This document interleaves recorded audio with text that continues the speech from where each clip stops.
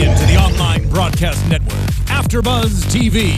Over 20 million weekly downloads in over 150 countries, and your number one source for after-show entertainment.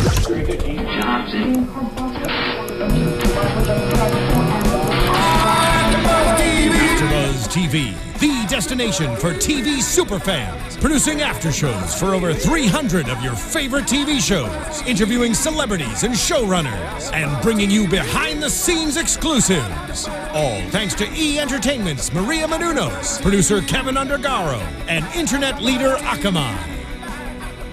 Now, let the buzz begin! Yes. A new intro song today. Normally we go with the where there's like an REM song or a normal 90s song, but today just a regular, the normal Hindsight intro.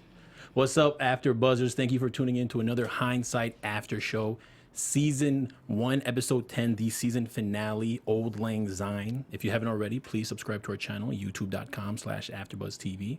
You can also check us out on SoundCloud, on iTunes. Please like, rate, let us know how you feel. You can also tweet us using the hashtag ABTVHindsight.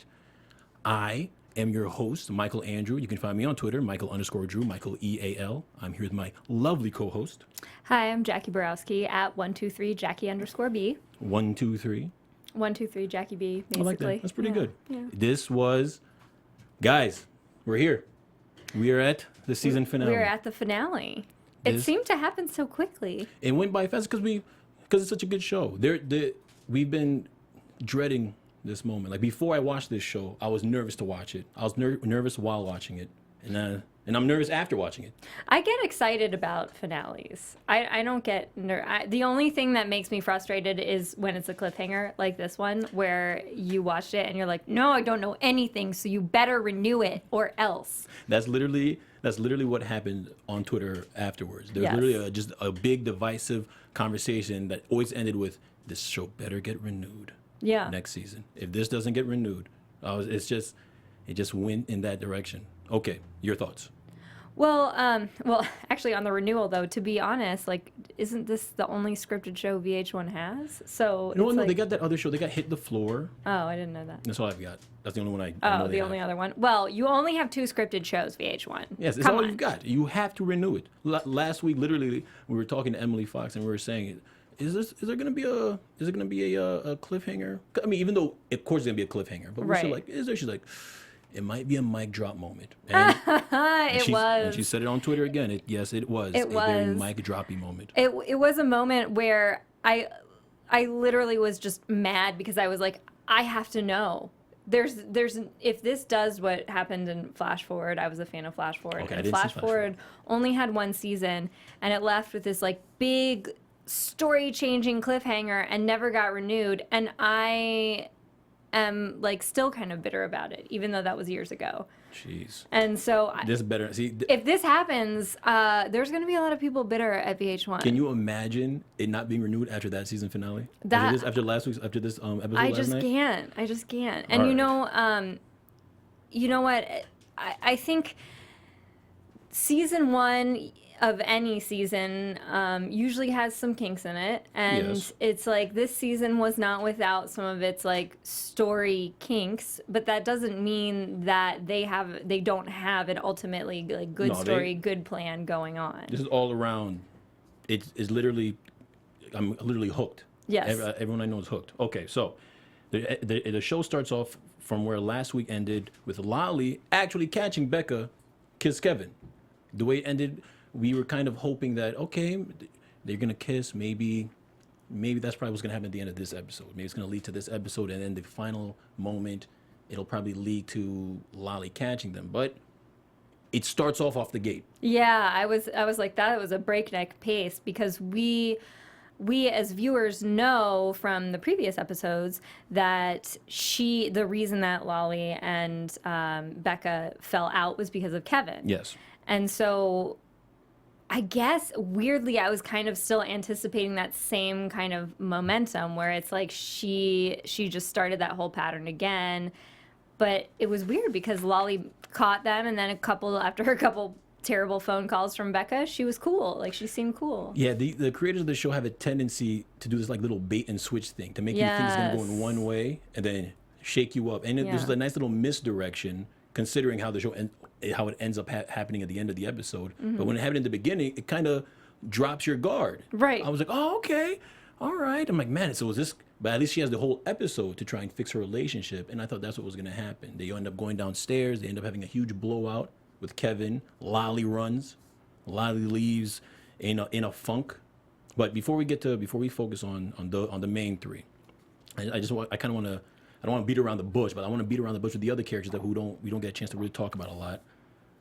Melanie makes her return. Yes. While Lolly is calling and frantically stalking, while Becca's stalking Lolly frantically, Melanie shows up at her door with reindeer cookies. With reindeer cookies. Those cookies, can I just say, those cookies looked amazing. And when I saw them, I was like, as much as I don't really like Melanie as a character, I kind of want her to make me cookies. Yeah, I kind of like Melanie now, only because she's everything she does is kind of dicky. But we're looking at it through the perspective of Becca. If you look at it through Melanie's perspective, right, it's true. I mean, Becca's completely wrong. She tried to steal her man. It's interesting because Becca suffers from what a lot of like central characters suffer from, where it's when a lot of times when you put the central character in a show, you give them not actual superpowers, but like superpowers in the way that they're super attractive, they have everything going for them, like they're good at their job, they have great friends, they have like all these, whether it's a boy or a girl or and that's like what whatever. I said that about Becca last episode, right? Yeah, they have all these people attracted to them. So a lot of times you're right, it is hard to see from the flip perspective where you see the side characters who are against the main character as evil, when it's like, no, they have their own reasons for doing certain things, and you're definitely right. Melanie does have her own reasons. I think it's more a testament to the actress, because I mean, Emily does a good job of, and all the writers of the show do a good job of making every character three-dimensional. Yes. But the actress behind Melanie, I think her name is Jessie Hodges, is very, very. She has such a good instinct. She's very, very good. Like, I love watching her. And when she came inside, and she pretty much is there to invite Becca to the engagement, to let her know everything's cool, and it was just so. And she sticks snide. in that dig where she's like, well, since I'm going to be part of the family now, or something along those lines. She's like, you have to come as a family friend. Yes. And I just like that because everything, you're right with this actress, it's like everything she says seems like just it's a friend statement, but we know underneath that like there's a little bit of a dig there. It's all there's always something going on. What do you think Melanie's real goal? Because to me personally, I thought she was just there to, like, all right, let me let you know that I'm marrying Andy, but I want you to see it with your own eyes. Because now later on, when we find out what's really going to happen at the engagement party, I felt like it was just a tactic, like a skill tactic. I feel like, well, it's true. We as women, a lot of times. We as women. I'm not trying to speak for all women, but I guess like I'm Too late. You represent them now. making this broad generalization where a lot of times women are not very forthcoming with their feelings in the way that they try to be polite, because people in general don't like to be hated, and women are very good. I wouldn't say men so much, but women are very good at doing the whole like polite but bitchy thing. Yes. And like so passive aggressive, pretty much. Yeah, it's passive aggressive. Yeah. And so Melanie has this whole thing where it's like she wants to appear polite. She doesn't want to be hated. Same thing with Becca. And so she's inviting her on some level because, she has to, and she wants to please Andy and his family. But on another level to say, this is my man, and like, I want you to see that he's there. Yeah, and I kind of feel Melanie, she thinks she won already. Right. In her mind, going there, she kind of figured out, I won. I got him, and I'm about to surprise. I think she really, and it's like we know now that we've seen the episode that they have the surprise wedding. So it's like she really wanted her there too, to be like, you better be there for the surprise wedding. That's what I think the real objective was. I want you to witness what I'm about to do. So that we end up going to the engagement party, and there's this insanely awkward interaction between between Becca and Andy. Becca's face in that scene, the way she played it, it's like the actress, I forget what the actress's name is, but when she comes Laura in... Ramsey? Maybe? I don't know. Yes, Laura Ramsey. When she comes in, she has this very, like, totally fake smile on as she's, like, walking with the present throughout and, like, kind of, like, awkwardly interacting and then throwing back the alcohol. She's completely stiff while she's moving. Yeah, I was like, this is the perfect... it's just the perfect example of how people feel when they're at a party that they just don't want to be at. It's like you're like trying to put on a good face, trying to get a little bit more drunk so I can ease up. Yeah, Becca, she's really good with all the facial features, and like especially in the beginning while she was doing the crazy phone calls to Lolly. Yes. And she was just insanely drunk, and she has a tendency to keep drinking. She drinks a lot in this episode. A lot of the characters in general drink a lot. And Jamie, I'm starting to see that it's in the bloodline. Their little drinking issue. They're like, whenever they're in trouble, like, oh my God. Lolly drinks a lot too, though. Yeah, but Lolly's Lolly. Yeah. You know what I mean? Lolly's that's just... true. Lolly won't. Lolly, But they're Lolly all, also, I she mean, also they're takes all in ecstasy. their 20s too. It's like, I mean, I'm not going to ask you how old you are, but when I was in my 20s, that's how I was. I was like, it was like, oh, it's time to party. I mean, yeah, I was like that too. I didn't take ecstasy though, like Lolly did, but I did do my fair share of drinking. I still do. So after the show, but notice only Lolly took the ecstasy, and it was like not the That's rest true, of them. yeah. Becca did. She did reprimand her for that. Yes. Okay, so we do the engagement party. Becca and Andy have the incredibly awkward exchange, which was just I love their interaction with one another. And when Andy was just like, all right, well, bye, and he just turns around and walks, and then the surprise wedding, the face, Becca's face. It was crestfallen because she thinks. It's weird because I wonder if she almost thinks, until this episode, she almost thought that everything was kind of like a game. Yeah. Because she's gone into the past, so it's weird in the sense that it's like not real reality.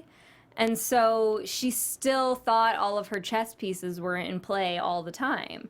And so to have this kind of happen and have it be so final, I think it was that moment that she realized, no, I just really am literally reliving my life. Yeah. And I like might have fucked something up. Yeah, she's literally seeing things that she didn't expect to happen are literally happening. The wedding, that's literally like, there's this moment where she's just staring like, this isn't supposed to happen. And you see her father grab her, kind of like, I feel bad for you, but don't. Yes, but say don't mess anything. it up. Yeah. Don't go crazy. And I think that was Melanie's power move. Yeah. I think that was her big, like. Oh, definitely. When she did the little playful look back to see if anyone was going to interrupt. Right. But I felt like she had this iron grip, and it makes you think that Andy was in on it too until the next scene when they're opening their gifts, and you see while they're communicating, Andy pretty much saying, we should have just done a big wedding. Yeah. And you can see that she was clearly the one behind this. Yeah. This was her. And then he hides that gift from Becca. So it's like he doesn't want her to know what's inside it or what it is. And we know it's kind of a well thought out present. Yeah. Well, actually, when he opens, is that what you thought when he opened the gift? When he opened the gift and saw the cup, and saw the vase. See, what I took from it was earlier Becca wanted to get him a nice, thoughtful gift. He wanted to get him a gift that really said Andy. But when he opened it, she just got him a vase, just like everyone else. See, you know what was weird is like I feel like the way I took that scene because we couldn't see what was inside it. Yeah. I took that as he lied. Like, I took it as he saw what it was and saw it was something specific for him and then just said, oh, it's a vase. Yeah, but because before, remember, she wanted to get the plate.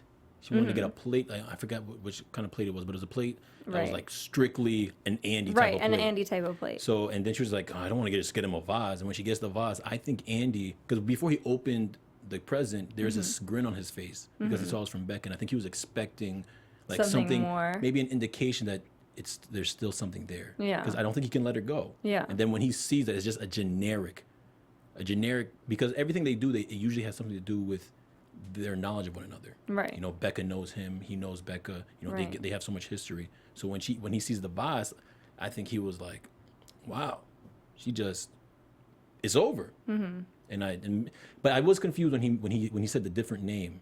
Why didn't he just say Becca?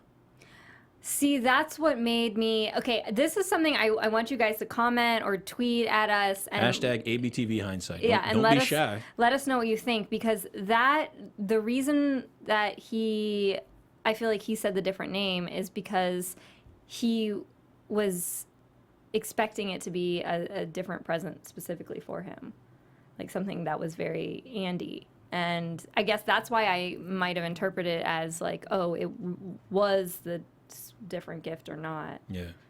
It could have been that. I mean, I don't know. That's another one. You know what? We had that moment when we did, when I know you guys did a recent interview with Emily, but the interview I did when I was with you guys with Emily. When she first came, yes. When she first came in, I do remember there was another point that we were saying, but what did it really mean this or this or this? You know, and she was like, oh, I realize now that might be confusing for the viewer. And so I feel like this might be another one of those moments where it's just like, maybe we're misinterpreting something, or I'm misinterpreting something. And I think that's the craziness of the show. There's so much thought put into something that when you just see something generic, like, what does it mean? Yes, was it there on purpose? Exactly. Oh, exactly. Who did it? Right. Who did it? You know. So, but also because when she was here, she had a tendency to really indicate, because we were very black and white. Like when me and Sam were talking to her, we were very black and white with everything. We're like, well, she did this and she cheated, so she did this. But when Emily was speaking, she was pretty much speaking through the eyes of the writer and the creator. Everything is so three-dimensional. Or the characters are so three-dimensional that maybe she's dropping things without even realizing it. And I think this is kind of like a sidebar, but I read an interview with her where she said she does have like a general plan for who Becca ends up with. So I better renew it because I want to know. Gosh, all of my we'll get into it later, but all of my predictions are just falling at the seams. The other show I do, the other AfterBuzz show I do, all my predictions are usually so spot on. The ones over here, I'm just. I made like one or two good ones. I predicted the Kevin thing, but after that, I've been wrong. I did not see the Kevin thing coming at all. I was just BSing because the actor who played Andy was here, and I was just like, hey, maybe it's Kevin. Maybe you make out with Kevin. And, he like rolled his eyes at me like, hey, maybe. Being an actor, and using ninja-like tactics to persuade me. And then I was shocked when I saw it. I felt good about myself though. All right, okay, so let's go on to Sean, Noel, and Paige. We're working our way up to Becca, don't worry. All right, Sean, Noel, and Paige. Now, Noel shows up at Sean's, pretty much indicating that Sean didn't hook up with her last night. Yes. Well, she specifically said, you asked me to return at like a morning hour. I was proud of him. Yeah. I was proud of him. I was like, oh, he didn't do anything. Because so far he seems kind of like the D-baggy hot character, you know. Like, and I think that's an testament to the actor. He doesn't seem like he's a D-bag in real life. So that genuineness of him always comes through. So so when he does something jerky, you're just like, come on, man, I'm rooting for you, guy. Yes, he does seem like that. Like, we know he's young. We know he's under 30. Because of the 30 under 30. Yeah, that was a good indication of his age. What is your age? I'm under 30. Under 30. So we know he's young, and we know maybe that's just part of his development. It's like we know there's a good person inside, but people mess up. It's like I feel like he royally just doesn't know what he's doing, doesn't know what he wants. Him and Becca, they both make some wild decisions. Yes. All right, so she comes over. She pretty much is talking about a thing that what you just mentioned, the 30 under 30 gallery that she's curating, and she wants him to come. Pretty much, but really indicating that he wasn't there. She didn't sleep over last night. Right. He's being good to Paige. He's making mature, decisive decisions, and she still wants it. She's still chasing him. And then afterwards, he calls Paige to invite her to go to the gallery. And I'm like, all right, he's making moves. Good job. He's got a girlfriend now. And then Sean decides to go, and when he invites Paige as a date, Paige has an audition, and so they're both doing their artistry thing, and Paige no-shows him at the gallery because she ends up booking that vampire job. Yeah. Was it Buffy the Vampire Slayer? I don't know. It was 1995. It could have been. She could have been auditioning for Buffy. That is true. She could have been auditioning for Buffy. True. That's what I was saying to myself. And as an actor, that scene was so accurate. The whole bad and the whole camera thing, that was terrible. This show does a good job of the awkward moments this show does. It's just it's beautiful. So Paige, in celebration of getting her role, I guess she celebrates by just ignoring Sean and not going. Yeah. That confused me. That confused me too because when you're watching a show like this, it's interesting because on two levels. First, the show operates with relationships, to me, very realistically, in the sense that in real life, a lot of times people have near misses and they give people second chances, whereas in television, there's kind of usually more of like a clear cut idea of like where people are going or where the relationship is going or if we're going to develop this relationship or not. And to me, that was such a realistic moment when it's like he didn't go to her show, but they're going to give each other a second chance. But then he messed up and slept with this other person. And she was like, okay, I guess I'll take you back, you know? Some of the things that ring false about me are the characters' reactions to those situations. I thought Paige accepted him a little too quick. Yeah, I feel like that too. I feel like that too. There's a little bit, to me, too much for someone who says she's like guarded and she's been hurt before. There's a little bit too much acceptance, but at the same time, like I do feel maybe not in the speed of the in the episodes. Like things happen very quickly. Yeah, so it has to speed up. Maybe not as far as like the timeline, but I do feel like in real life things like that happen with people in relationships. But it was very weird to me that I'm like, there wasn't like a clear decision or choice on her part as to why she was skipping that. Just like, oh, I guess our relationship's over because I'm going to LA. And I'm like, but you literally just decided that you were interested in him. Yeah, it kind of threw me off that like she was so angry at him for, you know, standing her up or making out with, I don't know if he stood her up last a few episodes ago, but catching him make out with Noel. He stood her up at her play, though. He did. He stood her up at the play and everything that he's doing, and then she just no-show. She doesn't. I mean, I know there's no cell phones, right? But I was just. She didn't. It's not like she had something else to do. She just didn't go. Yeah, it was weird. Because I'm like, yeah, you're moving to LA, but it is like a 3-month gig, and like go tell him. Yeah, just go tell him. It was just very bizarre. Yeah, and then so he comes up. He ends up selling a couple of paintings. He comes back to the bar to see what happened to Paige, and it's like, hey, you didn't show up. And she's just like, yeah. And they're just so, every time they stand one another up, they're just so like, yeah, of course. They're just so casual. Yeah. That's the part that I guess I was saying rings false to me. It's because like the actual setup of the relationship rings true, but the way that they're having them react, it's just weird. They had legit plans. Yeah. You know, it's like, hey, I'll see you tonight. Like, if you didn't show up, I'm not going to be like, hey, well, you didn't show up. Anyway, it's completely that so weird. It's those two specifically. I don't know. Maybe they're indicating that they're just both as artists very flaky. But that's unfair to artists, you know. It is unfair. It's unfair. It is unfair. No, but so that kind of threw me off. In some respects, it's like Lolly's more responsible than them, and Lolly barely shows up to her job. I know. Lolly is looking a little better than those two. Lolly's looking pretty responsible by the end of this episode. She is looking responsible by the end of this episode.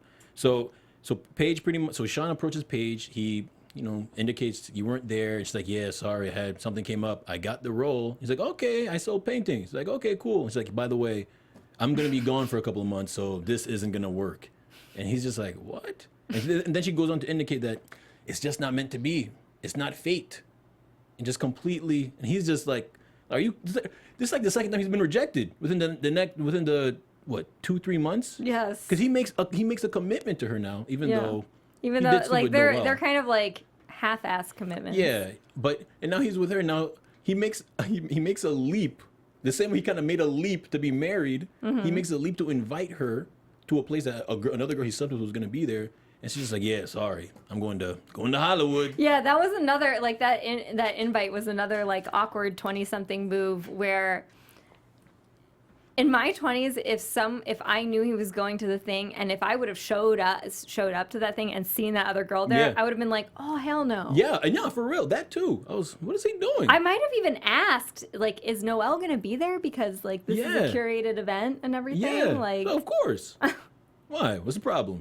You can't come? I'm like, what? I love how she gets him in that one episode. She gets him the job, and then like the next scene, he's like making out with her. I'm like, these two, like, well, their reactions to me are not big enough to like what's really happening. Because if that happened, I would be like, oh no, we're like throwing trays and stuff. Yeah, but I think it's just I think we're underestimating the leeway they're giving one another because they're both so attractive. Yeah, you know what I mean? Because let's be honest, in real life. I feel, you know, the more attractive the person you're what's the term? chasing, the more attractive you kind of give them leeway. This So guy's you're thinking they're both giving each other leeway because they're both super attractive. He's never wearing a shirt. And she's gorgeous. And she's beautiful, so he's never wearing a shirt. She's got the nice little frizzy hair, beautiful smile. Every time they talk to one another, like, all right. See, it's hard for me because it's hard to tell, like, if you're watching this and they're actually, because TV is weird in the sense that it casts super attractive people, but then you only discover that they're not supposed to be attractive through like plot lines. This has happened so many times to me where I'm like watching and I'm like, but everyone's gorgeous. I don't get it. Like even the actor who plays Andy, I think he's a very attractive guy, and they're like, no, he's nerdy because he plays Dungeons and Dragons and has glasses in the future. Oh, okay. Yeah, when he came here, he was taller than me. I'm like, what in the hell? Like it threw me off. I'm like, come on, man. So sometimes because of the way that people set up roles for casting, we're used to finding like context clues to find out if like this character is supposed to be like not attractive to us, even though like we find them attractive. Because he wears a rugby shirt. Yes. And his hair is a certain and way. his hair is a certain way. He can't get girls. I don't know how. I don't know how it does it. All right, so that pretty much happened with Sean, Noel, and Paige. Then Sean goes home. He's like, fine, whatever. He denounces it. He's not with it, but he leaves. Noel's waiting for him. Magically, Noel is waiting for him. I'm like, this guy's luck is ridiculous. It's crazy. Noel's sitting there with a six-pack. Like, here you go. Huh? Like, that guy cannot beat off the girls, like, with a stick. It's like, they're just there all the time at his door. Even when there's construction happening around his door. I was like, she managed to get through all the construction in New York and had no problem and was just like, I'm going to show up here anyway. It's the Australian accent. No shirt, Australian accent. His hair's all wavy. Like, this guy is like, what's going on? He's got no issues. And he's painting. He's a good painter. And I don't like Sean. I don't like Sean. What? I don't like Sean. All right. So now we go into who I think has the best episode. This is by far, everyone's had a good standout episode. Andy had a good standout episode. I thought last week Sebastian really stood out. And I think Lolly stands out in this one too. But Jamie really stands out in this episode. There is a rage to Jamie in this episode that I didn't see coming. Because he's usually so stoic and so relaxed. In this episode, he's hitting everyone with zingers, one-liners. He's freaking out. When he ends. All right, let's just go from he shows up with Stanton and to his dorm, and he finds out it's a dorm room, right? Yeah. Okay, they show up to their dorm room to see that they've been robbed. Right. Their drug money's gone, and the prescription packets from his father are gone, and he flips out. And there's this moment where Stanton tries to talk to him, and he just like, it's like he turns into a beast and just growls at Stanton. You just see Stanton like shrivel up, like, all right, dude. And from that point on, Jamie's on like a rampage this whole episode. He's like a something that's on a rampage. I was gonna say something really good, but it's in my mind. He's like the Hulk. He was like the Hulk. Yeah. He's been like Bruce Banner every episode. You steal his drug money. He's been like he turns to the Hulk. He's been like stoner Bruce Banner, and now he's like the Hulk. Yeah, I know. You figure all that weed or whatever. I mean, they're always so relaxed. I would just think that his rage has just been numbed. Yeah. After all these drugs. I do like that they show a different dynamic with him and Lolly, because it's like he's been chasing her and chasing her and chasing her, and even without having his money and the prescription stuff stolen, you would think at some point this guy's gonna reach his breaking point. Like Lolly has been toying with him for so long, and it's hard. She makes it harder by showing up and being like, oh, blah, blah, blah. It's so hard to get over someone if that person keeps showing up and flirting with you or sleeping with you. So it's just like with everything reached to a boiling point. Yeah. So speaking of Lolly, he shows up to Lolly's stressed and he's looking for Becca, and he just blows by her and he's like really looking for Becca, and Lolly's completely she's aware that he's in trouble, and you can see that she still has that line of love for the guy, and he just flips out because he's he needs that drug money. So Lolly, she sees something's wrong. And, well, okay, pretty much. What did you think about that part when Lolly came in? I mean, I feel like he finally got his moment where he got to tell Lolly what really has been hurting him inside. And granted, like from a human like interaction perspective, you should not wait. Like fans, you should not wait until your boiling point to tell people like how you really feel or like what's really upsetting you. But that's what happened. It was like he was just so distraught. He was finally like, "No, you go away because you're just screwing me over too." Yeah, and what's the one thing that he said to her that really I thought indicated his mindset at the time was when he said, "I don't need your pity," or "Stop pitying me." Yes. He was like, "I don't need your pity." Like it finally came out like, "I don't need your pity." Yes. He's not taking any of this as love and help. Mm-hmm. He's like, you slept with me, you dumped me, and now you're treating me like a puppy dog. I Right. don't need your help. Right. You know? So he pretty and it's just so the way he was dropping these lines in this episode, it was like he was just mowing them down. He was mowing people down. Speaking of that, he goes to the party finding Becca. Mm-hmm. And then he sees Becca and he's looking for her dad. And of course, like a quick line. It's so weird Shits because on he's Becca. looking for Becca and then he just sees her and he's just like a kid, learn from your way, learn from mind your your mistakes. business. I hate you. and I was just like, but you just were looking for her recently. He just like eradicates her, and the look on Becca's face, it's like he was just on fire. He finds his father and he's prepared to open up to his father and tell him everything that happened, and his father just switches it on. Yeah, him. it's like, I'm so proud of I you. love you. You're my guy. I'm like, oh my goodness, and he's just like, he's literally like dying in his clothes. Like this is terrible. Mm-hmm. So then he ends up leaving there, clearly trying to think of a plan, and now Lolly again shows up to his apartment to try and help him because Lolly, she's thinking about Jamie a lot in this episode. She's thinking about, you see her crying about him later on. She's thinking about him a lot, and she shows up to the apartment to try and help him, and he's being a dick. He's not with it at all. He's not with it at all. He's not trying to accept her help. He's not trying to do anything. He's just being rude, right?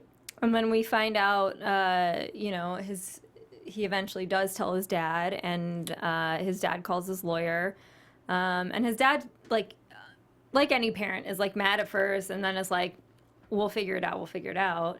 Yeah, I thought his dad would be madder. I was expecting the father to.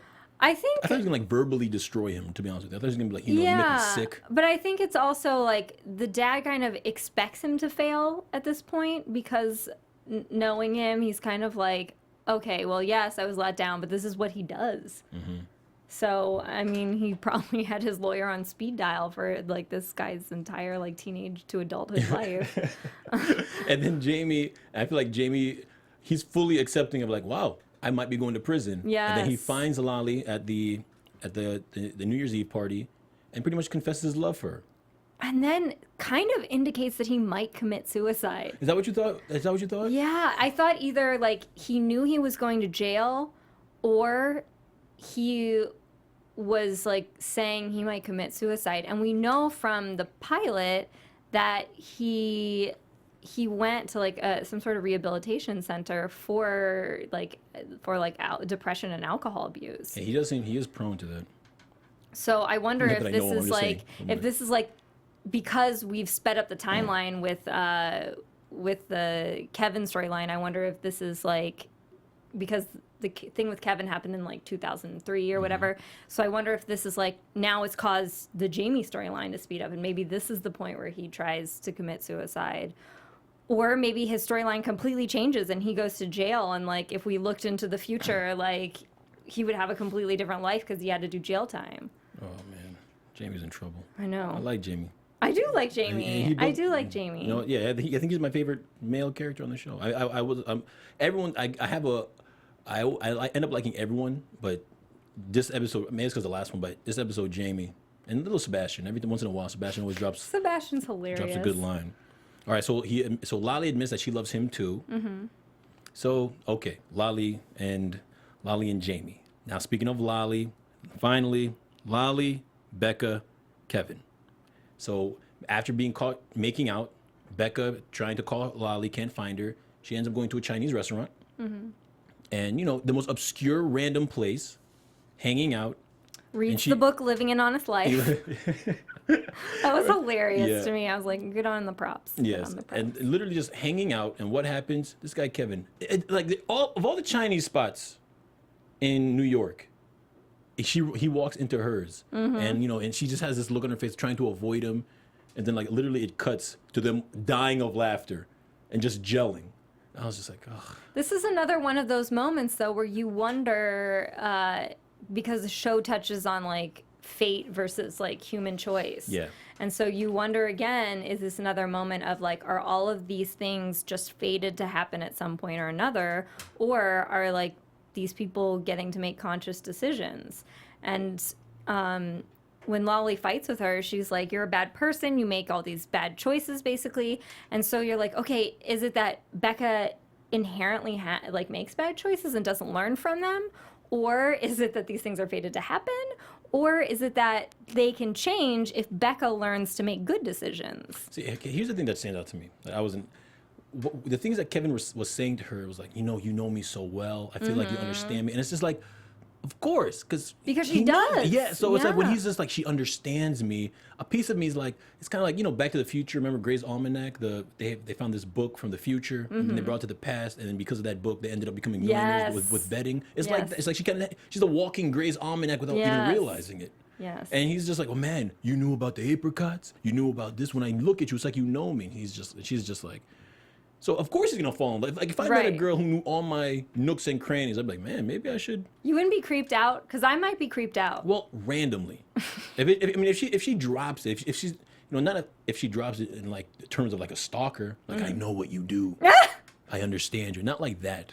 But if she's like she just maybe like you look like you're a guy who does this and does that. All right. And you seem sensitive, like you like movies. I'm like, oh wow, you understand me. It's like I'm talking to my mama.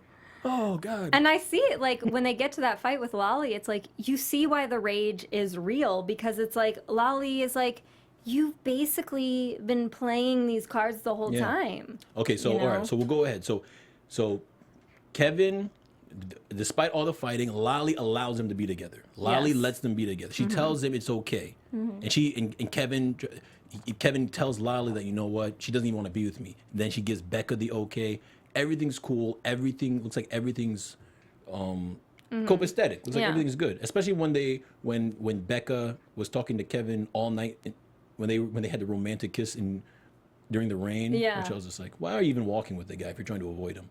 And then they talked all night. I was glad to see that they talked and they didn't sleep together. Right. I was gonna be like, are you kidding me? Just don't go to this place. Yeah. Is it that hard? Okay, so they end up at the party, at the New Year's Eve party, and she tells. Previously to the party, Becca tells Kevin that not to show up. She said, it's just me and Lolly. Right. It's just me and Lolly tonight. Then what happens? He shows up randomly to the party. Yeah. I mean, what's he doing? That's the one thing that I noticed. I was like, dude, she said no. She said not tonight. Well, we know he's like clearly that interested in her. But that's what I didn't understand. I was like, why would you go? She literally told you. Tonight, it's me and Lolly. Okay? Like, you already know that you're not supposed to be together.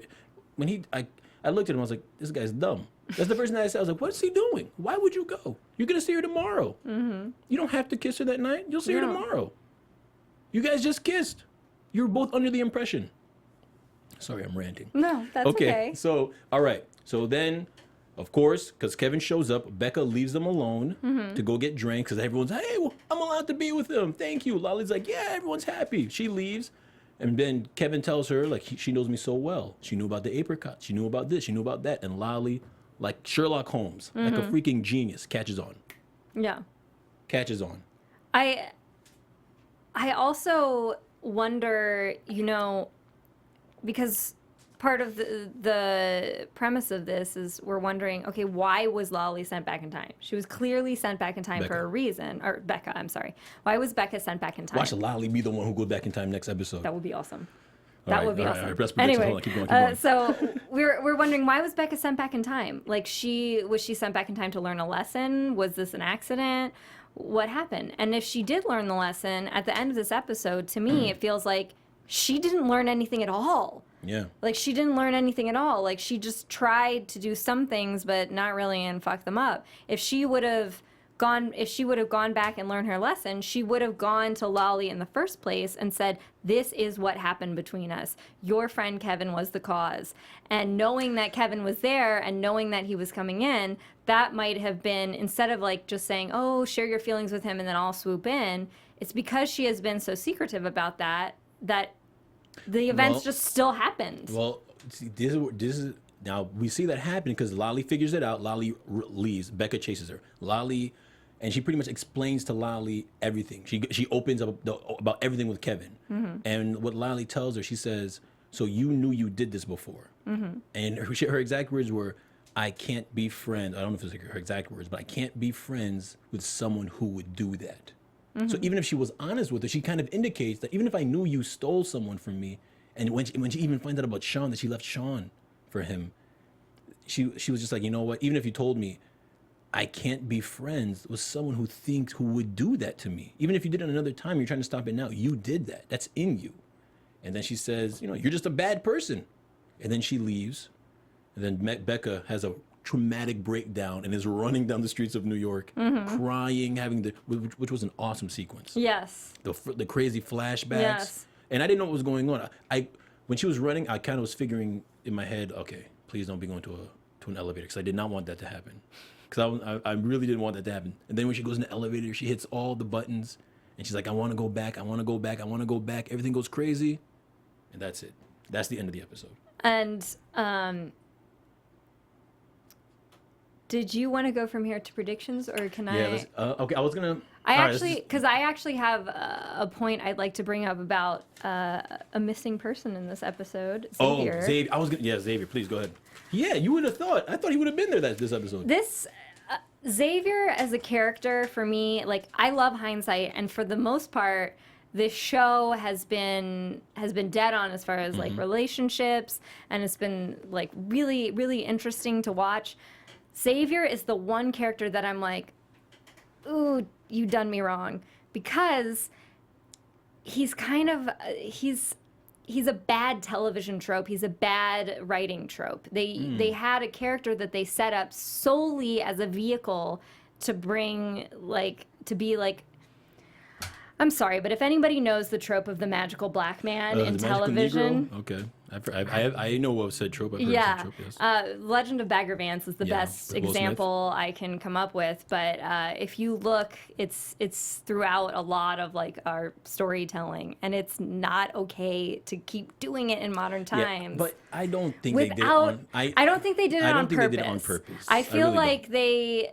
And sadly, this is what I feel like happened. I feel like they wanted to get a diverse cast and put Xavier in that role, and it's just like, you could have had Kevin played by the actor who plays Xavier. Like, you didn't need to cast him in that role, so now it just like fits that bill without maybe even trying to fit that bill. But now that he was absent from this episode, I'm like, you didn't well round that character at all, which just makes me angry. Because I'm like, you really just turned him into like a magical black man. Yeah. I was so angry that he wasn't there, or there wasn't any sort of like further development or explanation of him, especially because when we did that interview with Emily, she's like, oh, there's a lot about him. And I'm like, we didn't learn anything about him. I mean, if they have, I'm confident that if they have a long-term, she has a long-term plan. I'm 100% certain. I don't think they've introduced anyone that's just a stereotypical throwaway. Yeah, he's just not in. There's not a lot of him in this season. I thought you would have seen him at least in this episode, but they probably didn't have anywhere to put him to fit everyone else's storyline. Right. You know, so I'm just, I don't know. I agree with that point. I see what you're saying. I know of the trope, but I just think, it could also be coincidence. Right.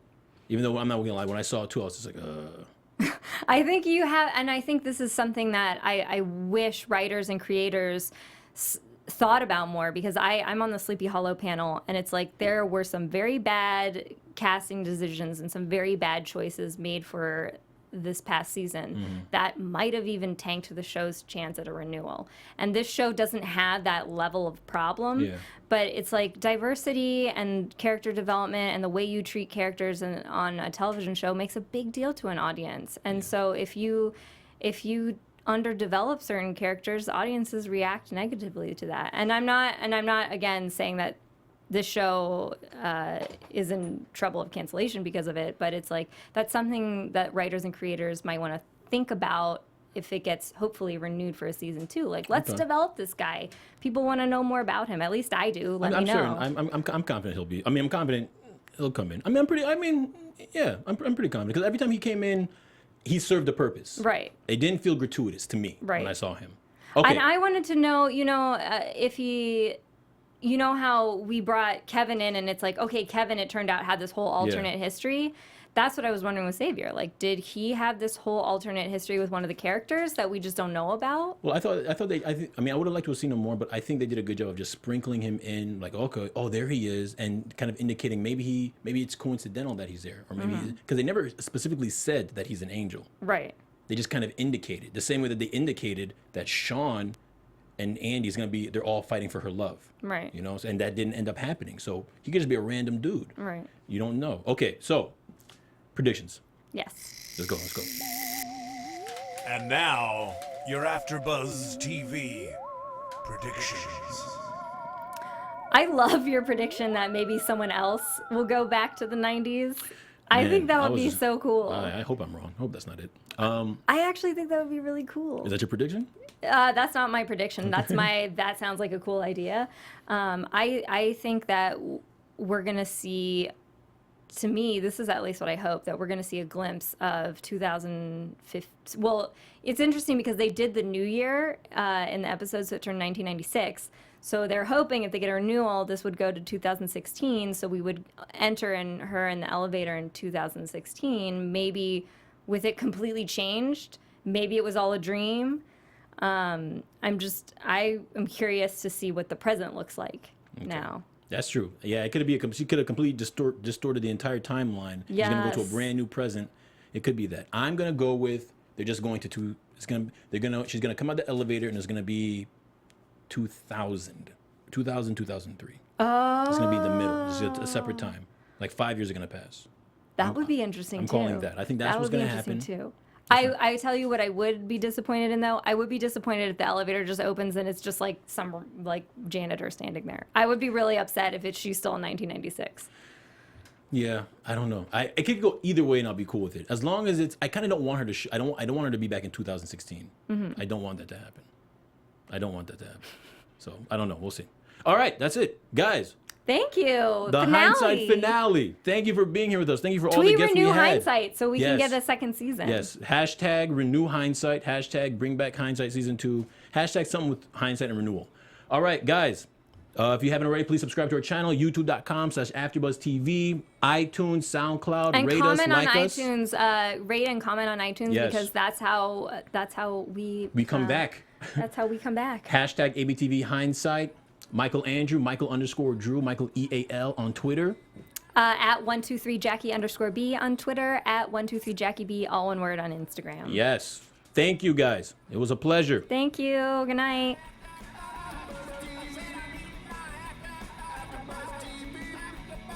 From executive producers Maria Menounos, Kevin Undergaro, Phil Svitek, and the entire AfterBuzz TV staff, we would like to thank you for listening to the AfterBuzz TV network. To watch or listen to other after shows and post comments or questions, be sure to visit AfterBuzzTV.com. I'm Sir Richard Wentworth, and this has been a presentation of AfterBuzz TV. Buzz you later. The views expressed herein are those of the hosts only and do not necessarily reflect the views of AfterBuzz TV or its owners or principals.